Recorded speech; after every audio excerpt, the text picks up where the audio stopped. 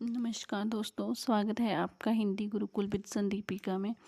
अगर आप HP, TGT, PGT, UGC, NET, SET, KVS, NVS या हिंदी की किसी भी साहित्य की प्रतियोगी परीक्षाओं की तैयारी कर रहे हैं तो आज की ये वीडियो आपके लिए बेहद महत्वपूर्ण है। आज हम प्राचीन एवं मध्यकालीन हिंदी साहित्य इतिहास के 30 सबसे महत्वपूर्ण एमसीक्यू करने वाले हैं जो पिछली परीक्षाओं में पूछे जा चुके हैं या बार बार पूछे जाते हैं।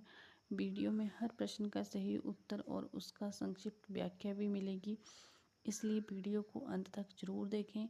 अगर वीडियो पसंद आए तो लाइक करें, चैनल को सब्सक्राइब करें। और चलिए शुरू करते हैं आज का पहला प्रश्न।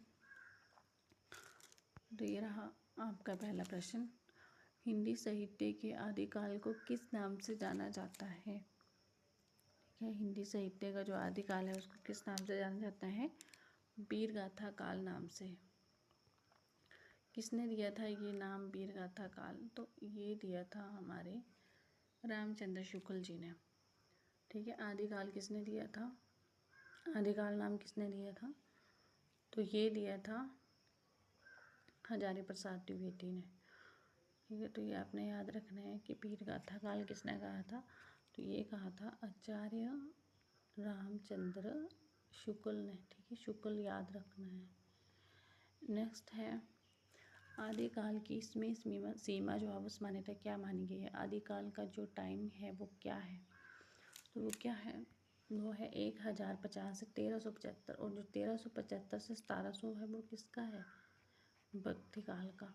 और जो 1700 से 1900 है वो किसका है? रीति काल का। ठीक है, 1900 से वर्तमान जो है वो किसका है? आधुनिक काल, भारतीय हिंदू युग जो है।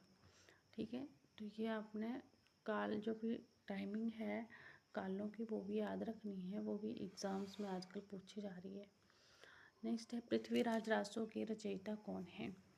ये जो ग्रंथ है पृथ्वीराज रासो किसने लिखा है? ये लिखा है चंद्रवरदाई जी ने। ठीक है, तो ये मोस्ट इम्पोर्टेंट ग्रंथ है, ये जो है वो चंद्रवरदाई जी ने लिखा है। इसमें पृथ्वीराज जो पृथ्वीराज चौहान था उस राजा का ही इसमें वर्णन मिलता है, क्योंकि उस टाइम पे जो कवि थे वो राजाओं की प्रशंसा में ग्रंथ लिखा करते थे। सिद्ध साहित्य की प्रमुख भाषा कौन सी है?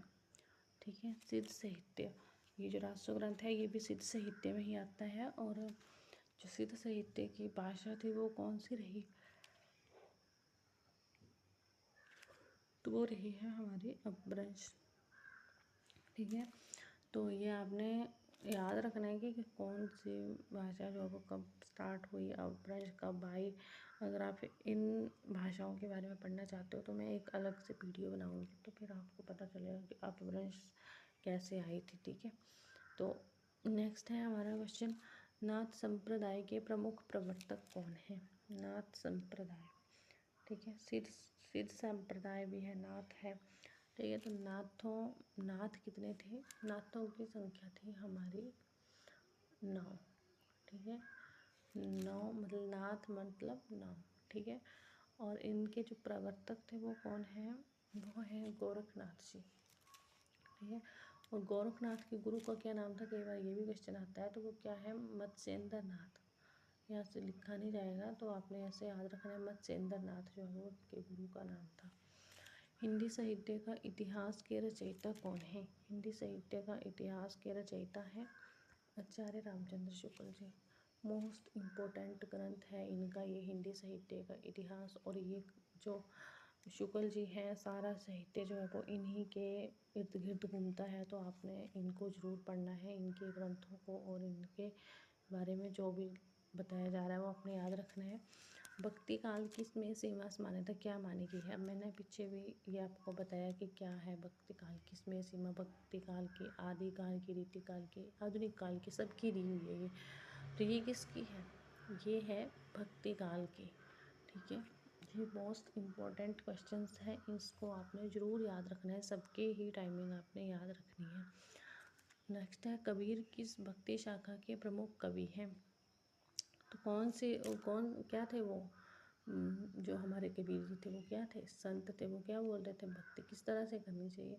वो ज्ञानश्री, ठीक है। मतलब कि वो ना कोई मूर्तियों पे विश्वास करते थे, वो कहते थे कि जो हम अपने अंदर से ही मोक्ष ढूंढ सकते हैं, ठीक है। वो मतलब अंतर ध्यान भक्ति पे ध्यान देते थे, ठीक है। तो वो किस शाखा से थे? वो ज्ञानश्री से थे। कृष्णाश्री से कौन थे? कृष्णाश्री शाखा से कौन थे? वो कौन थे? वो थे हमारे सूरदास जी, ठीक है। रामाश्री से कौन थे? ये थे हमारे तुलसीदास जी। प्रेमाश्री से कौन थे? तो ये थे हमारे जायसी जी, ठीक है। ये आपने याद रखना है। नेक्स्ट है, सूरदास किस भक्ति शाखा के प्रमुख कवि हैं? देखो मैंने पीछे ही बताया कि कौन से थे वो कौन से हैं? वो हैं कृष्ण, ठीक है। कृष्ण शाखा के वो थे, वो प्रमुख कवि रहे हैं, ठीक है। उन्होंने कृष्ण जी के बारे में लिखा, ब्रज भाषा का उन्होंने ज़्यादा उपयोग किया है। रामचरितमानस के रचयिता कौन है? जो कि रामाश्री शाखा के प्रमुख कवि हैं तुलसीदास जी, तो उन्हीं ने लिखा है ये ग्रंथ। मोस्ट इम्पॉर्टेंट ये ग्रंथ है रामचरितमानस, ठीक है। ये आपने याद रखना है। और इसकी टाइमिंग क्या है? 1565, ठीक। नेक्स्ट है हमारा क्वेश्चन, पद्मावत के रचयिता कौन है? तो कौन है पद्मावत के रचयिता? मलिक मोहम्मद जायसी जी, ठीक है। तो मलिक मोहम्मद जायसी जो है वो कौन से काल के कवि हैं? तो ये भक्ति काल के कवि हैं। और कौन सी शाखा के हैं? तो ये प्रेमाश्री शाखा के कवि हैं। और मलिक मोहम्मद जायसी के बारे में देख लेते हैं कि उनको जो है वो सुजान एक नाम की नर्तकी सी उससे उनको प्यार हो गया था, ठीक है। तो उन्हीं के आधार पे उन्होंने जो है वो ये पद्मावत लिखा हुआ है ग्रंथ, ठीक है। कि उनकी विरह में वो कैसे तड़पते थे, ये वो सारा कुछ जो है वो पद्मावत में मेंशन है। मलिक मोहम्मद जायसी की जो प्रेमिका थी नर्तकी सुजान, ठीक है। नेक्स्ट है हमारा क्वेश्चन, तुलसीदास किस भक्ति शाखा के प्रमुख कवि हैं? तो मैंने पहले भी बताया था आपको कि ये कौन सी शाखा के हैं? रामाश्री शाखा के हैं, ठीक है। ज्ञानाश्री के कौन हैं? ये आप मेरे को कमेंट में बताना, मैंने आपको पहले भी बताया है। नेक्स्ट है, बीजक किसकी रचना है? बीजक किसकी रचना है? तो ये है हमारे कबीरदास जी की, ठीक है। और भी इनकी रचनाएं हैं बट ये ज़्यादा इम्पोर्टेंट है, साखी शब्द रमैनी, ठीक है। साखी शब्द रमैनी, तो ये भी इनकी ही रचना है। तो किसकी रचना है ये? कबीरदास जी की, ठीक है। वेरी इंपॉर्टेंट है। नेक्स्ट है हमारा क्वेश्चन, सूर सागर के रचयिता कौन है? तो कौन है? सूरदास जी। साहित्य लहरी, ये भी इनकी ही रचना है। सूर सागर, साहित्य लहरी, सूर सरावली, ये तीनों ही रचनाएं बहुत इम्पोर्टेंट हैं इनकी। जो सूर सागर है वो मोस्ट इम्पोर्टेंट है। सूर सागर के बारे में और भी जान लेते हैं कि क्या इसका रचना वर्ष है। तो इसका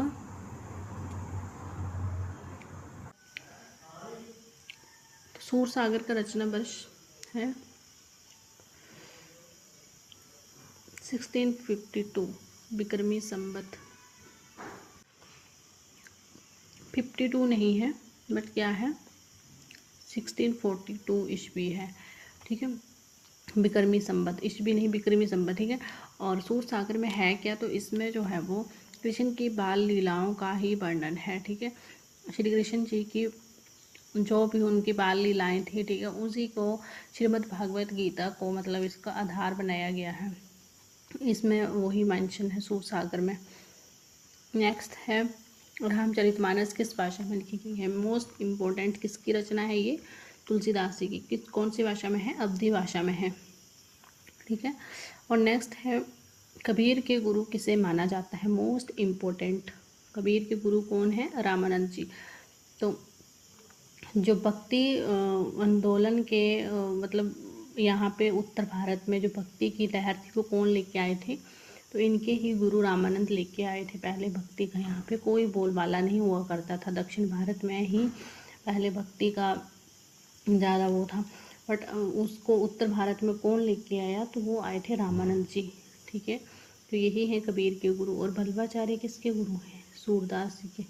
और गोरखनाथ के गुरु कौन थे? मत्स्येंद्र नाथ नामदेव। नामदेव के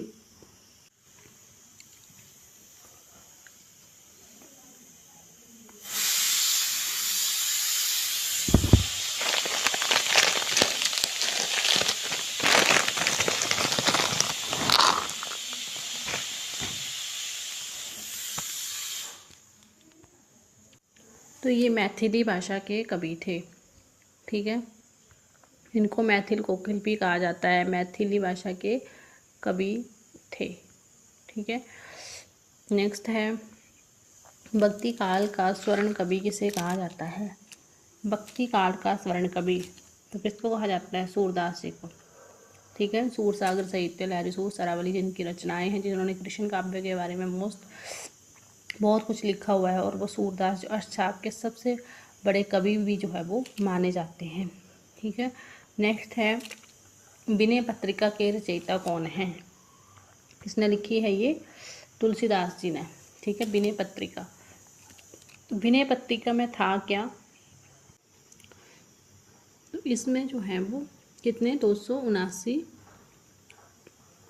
पद हैं, और मतलब इसमें जो है वो तुलसीदास जी ने एक विनय पत्रिका के माध्यम से एक पत्र लिखा था भगवान जी को, जिसमें जो वो कृष्ण के प्रति उनका मोह आत्मसमर्पण की बात जो है वो कही गई है। नेक्स्ट है रसायन किस भक्ति धारा के कवि हैं? रसखान। रसखान किस भक्ति धारा के कवि हैं? तो वो भी किस भक्ति धारा के हैं? कृष्णाश्री भक्ति शाखा के जो है वो कवि हैं। नेक्स्ट है रीतिकाल की इसमें सीमा क्या मानी गई है? तो क्या मानी गई है रीतिकाल की इसमें सीमा? तो वो मानी गई है ऑप्शन नंबर क जो है वो इसका राइट आंसर होगा, ठीक है। 1700 से 1900, और ये जो मैंने बताई हुई है नीचे ये भी आपको पता है, ठीक है। 2-3 क्वेश्चन रिपीट हो चुके हैं इससे रिलेटेड। रीतिकाल का सर्वाधिक प्रसिद्ध कवि कौन है? कौन हो सकता है? केशवदास बिहारी जी, ठीक है। बिहारी जी ने कौन सी रचना लिखी हुई है? बिहारी सत्सई, ठीक है। तो यही जो है वो इसका राइट आंसर होगा, ठीक है।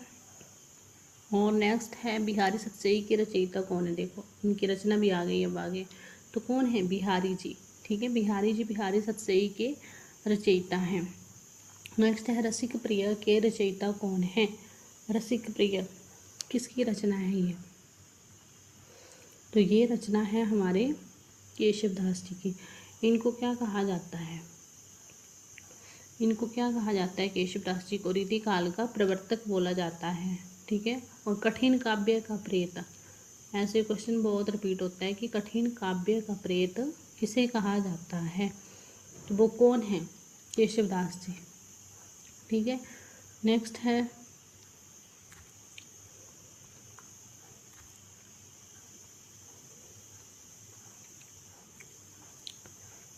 भूषण किसके आश्रित कवि हैं? भूषण तो किसके हैं ये? शिवाजी के, ठीक है। इन्होंने जो है वो शिवाजी के आश्रित कवि थे। शिवाजी मतलब उन्हीं के बारे में इन्होंने ज़्यादा लिखा हुआ, उसी राजा के बारे में लिखा हुआ है, ठीक है। अगर आप पढ़ना चाहो ना भूषण के बारे में तो शिवाजी के बारे में ही इन्होंने लिखा हुआ है। रीतिकाल की प्रमुख भाषा कौन सी थी?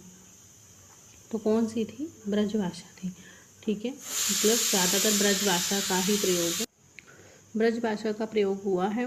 नेक्स्ट है कवि प्रिय के रचयिता कौन है? क से कवि और क से केशवदास जी, ठीक है। नेक्स्ट है रीतिकाल को किस नाम से जाना जाता है? किस काल के नाम से जाना जाता है? तो श्रृंगार काल के नाम से। किसने कहा था रीतिकाल को श्रृंगार?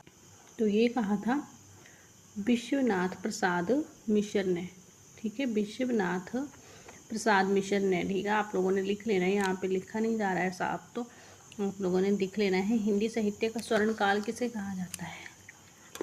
किसे कहा जाता है हिंदी साहित्य का स्वर्ण काल? जो हमने पीछे भी पढ़ा, भक्ति काल को। नेक्स्ट है हिंदी साहित्य का प्रथम इतिहासकार किसे माना जाता है? तो कौन है वो? गारसादा दासी, ठीक है। किसने माना है इनको हिंदी का प्रथम साहित्यकार? तो गारसादा दासी को ही हिंदी का प्रथम साहित्यकार माना गया है। बहुत से विद्वानों ने इन्हें ही माना है, क्योंकि इन्होंने जो फ्रेंच भाषा से हिंदू और उर्दू कवियों का पहला ग्रंथ लिखा था वो था इस्तबदार लिटेतुर इंदुई ए हिंदुस्तानी। तो ये इन्होंने ग्रंथ लिखा था जिस कारण ये ज़्यादा फेमस हो गए थे और इन्हें हिंदी का प्रथम साहित्यकार जो हो इतिहासकार माना जाता है। ठीक है एवरीवन, यही थी आज की हमारी वीडियो। नेक्स्ट टाइम अगली वीडियो में मिलते हैं। Thank you.